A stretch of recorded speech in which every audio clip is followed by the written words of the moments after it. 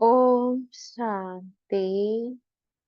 आज का विषय है वायुमंडल को परिवर्तन करने का साधन है पॉजिटिव संकल्प और शक्तिशाली वृत्ति। बाबा समझाते हैं, अगर हमें वायुमंडल को परिवर्तन करना है तो हमारे संकल्प शुद्ध होने चाहिए, अर्थात पॉजिटिव होने चाहिए।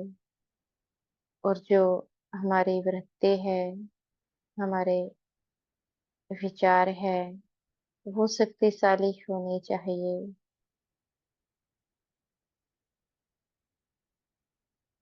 संकल्पों में पावर होती है। अब संकल्पों में पावर आती कहाँ से है? आत्मा से ही आती है।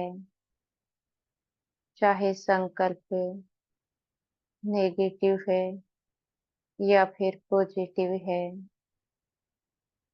दोनों ही प्रकार से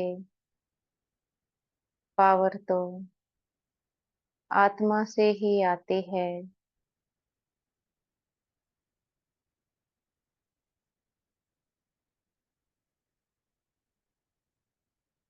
अगर हम किसी प्रकार का जीवन में परिवर्तन चाहते हैं तो जो हमारे संकल्प है, हमें वैसे ही रचना संकल्पों की रचनी होती है। जब हम प्रतिदिन उस संकल्प को सोचते हैं, जो हम विचार करते हैं कि ऐसा ही होगा, तो वैसा ही परिवर्तन संकल्पों के द्वारा जीवन में होने लगता है।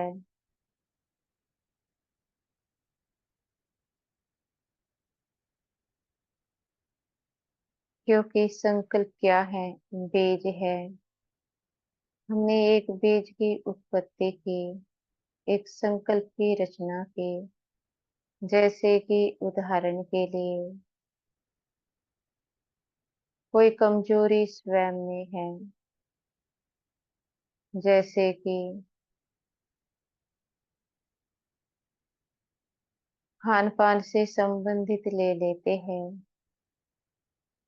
कोई खान पान से संबंधित कोई वस्तु ऐसी है जिसको हम छोड़ना चाहते हैं पर छोड़ नहीं पाते हैं। ऐसे में क्या करते हैं? दृढ़ संकल्प करते हैं, अब इस वस्तु का त्याग करते हैं। और जब दृढ़ संकल्प करते हैं तो उस खाने की सामग्री का त्याग कर देते हैं। अचानक से मूड बदलता है।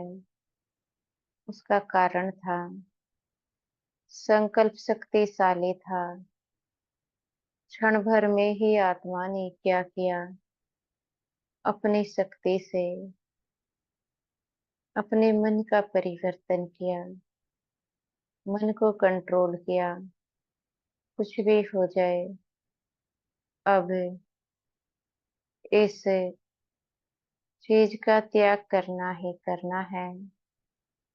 जैसे ही मन को कंट्रोल किया तो उस चीज का त्याग बड़ी सहजता से हो जाता है। जो संकल्प में पावर थी वह तो आत्मा ही देती है। तो आत्मा ने अपनी पावर से उस चीज का त्याग किया जो वह चाहते थे। इस प्रकार से आत्मा किसी भी प्रकार का जीवन में परिवर्तन कर सकती है। क्योंकि जो परिवर्तन है वह शक्तियों से होता है। और परिवर्तन करने के लिए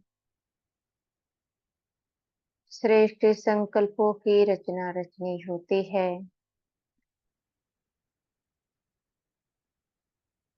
तुरंत ही कोई कार्य नहीं हो जाता है। संकल्पों को प्रतिदिन सोचना होता है। जो हमने सोचा है वैसा ही होगा। एक समय ऐसा आता है, जो विचार करते हैं वैसे ही दुनिया नजर आने लगती है।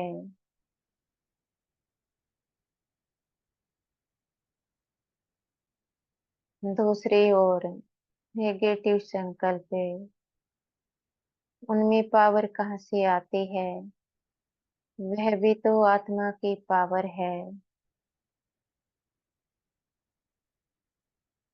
जब प्रतिदिन या तो स्वयं के प्रति या फिर दूसरों के प्रति किसी प्रकार का नेगेटिव या फिर व्यर्थ संकल्प चलता है,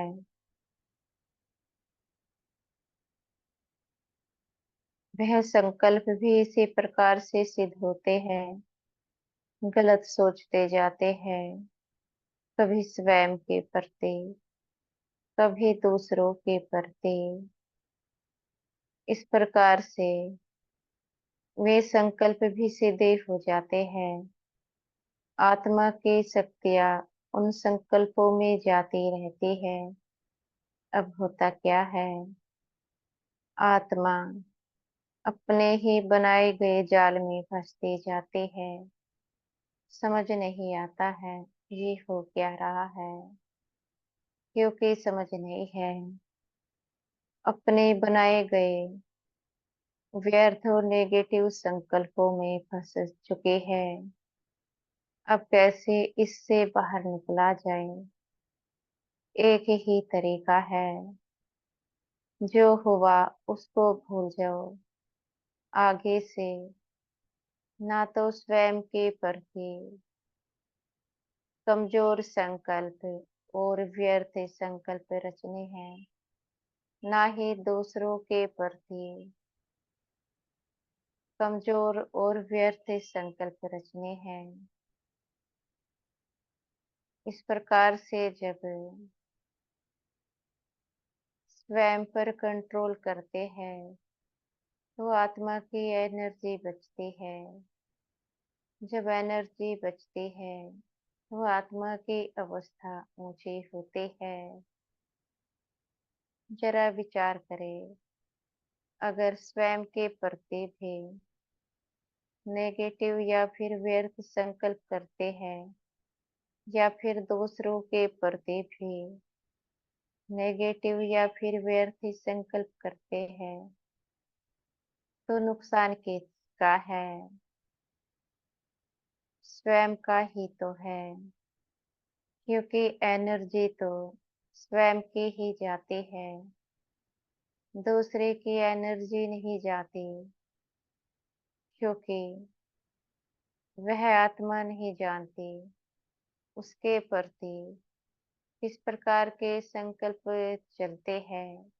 हाँ, इतना है, जब किसी के प्रति व्यर्थ और नेगेटिव संकल्प चलते हैं, वह आत्मा स्वयं के प्रति पॉजिटिव नहीं होती है। अचानक से उस आत्मा से पेपर आते रहते हैं। कारण है, उसके प्रति पॉजिटिव संकल्प नहीं होते हैं। मन में कुछ ना कुछ व्यर्थ विचार चलते रहते हैं, क्योंकि वाइब्रेशन से क्या चीज होती है। ऐसे में स्वयं का बचाव करना है, अपनी एनर्जी को बचाना है। एनर्जी होगी तो ही तो स्थिति को ऊंचा उठाया जा सकता है। बगैर एनर्जी के स्थिति कैसे ऊंची हो सकती है? इसलिए न स्वयं को कमजोर देखना और ना ही किसी और आत्मा को कमजोर देखना होता है। कमजोरी देखने से, चाहे स्वयं की है चाहे किसी और की है, नुकसान अपना ही होता है। क्योंकि ऊर्जा लो से होती है। यह स्वयं को सोचना है। अगर समझ मिलने के बाद भी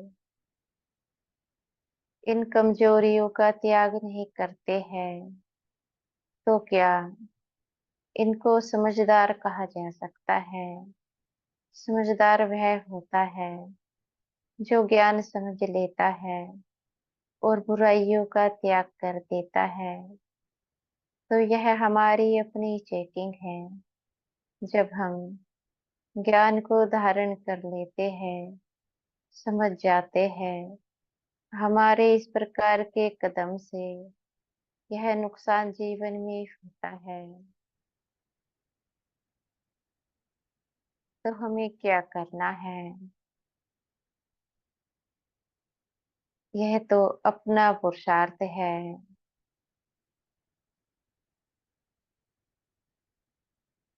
जैसा पुरुषार्थ करते हैं, फिर वैसे ही स्थिति बनती है, और जैसी स्थिति होती है उतनी ही प्राप्ति जीवन में होती है, और जितनी प्राप्ति होती है वैसा ही पद हमें प्राप्ति होता है।